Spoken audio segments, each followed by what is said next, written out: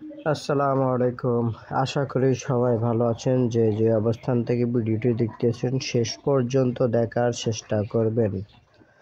আসলে ২০২৪ সালে বন্যা হওয়াতে ক্ষয়ক্ষতি হয়েছিল আপনার লক্ষ্মীপুর থেকে শুরু করে এবং কুমিল্লা থেকে অধিকাংশ অনেক জায়গাতেই ক্ষতিগ্রস্ত হয়েছিল মানুষ, সেটা ২০২৪ সালে। ২০২৫ সালের বন্যাতে বেশিরভাগ ভয়াবহ ক্ষতিগ্রস্ত হয়েছেন আমাদের নোয়াখালী হাতিয়াতে অনেক ভয়াবহ ক্ষতি হওয়ার পরেও আমাদের নোয়াখালী সুবর্ণচরে ক্ষতিগ্রস্ত কেউ না হলেও আপনারা দেখতে পাচ্ছেন যে আমাদের বাড়ির দক্ষিণ পাশে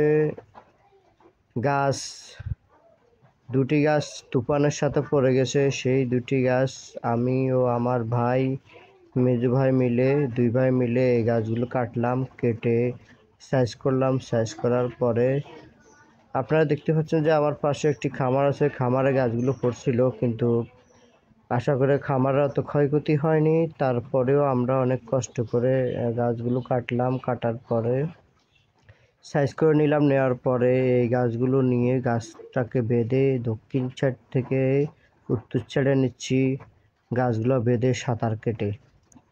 তো দেখুন, আসলে মানুষ আল্লাহ সুবহানাল্লাহ তাআলার শুকরিয়া করা দরকার। কেননা প্রত্যেকটি মানুষ যে অবস্থানে আছেন আল্লাহ সুবহানাল্লাহ তাআলা ভালো রেখেছেন বিধায় সবাই ভালো আছেন। কেননা মালিক যখন যাকে যে অবস্থানে রাখেন অবশ্যই তার ভালোর জন্যই তাকে রাখেন। তাই এটা নিয়ে আমাদের শুকরিয়া করা দরকার। কেননা আমরা আল্লাহ সুবহানাল্লাহ তাআলা মহান।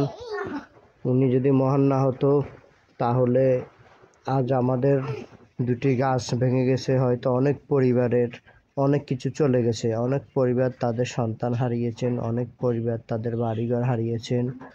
তো যারা এই ভিডিওটি দেখতেছেন আশা করে সবার জন্য দোয়া করবেন। যে অবস্থান থেকে দেখতেছেন শেষ পর্যন্ত দেখার চেষ্টা করবেন, এবং কি যে কোনো মানুষ যে কোনো অবস্থানে ক্ষতিগ্রস্ত হলে সেই অবস্থানে তাকে আপনারা সহযোগিতা করার চেষ্টা করবেন। কাউকে নিয়ে তুরস্কার এবং কি মজা হাসি ঠাট্টা না করে সর্বদাই মানুষ মানুষের পাশে থাকার চেষ্টা করবেন। কেননা মানুষ মানুষের জন্য।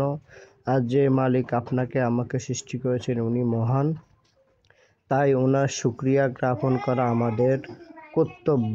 এবং কি উনি ছাড়া আমাদের কোনো ইলাহা নেই, উনি এক ও তৃতীয়।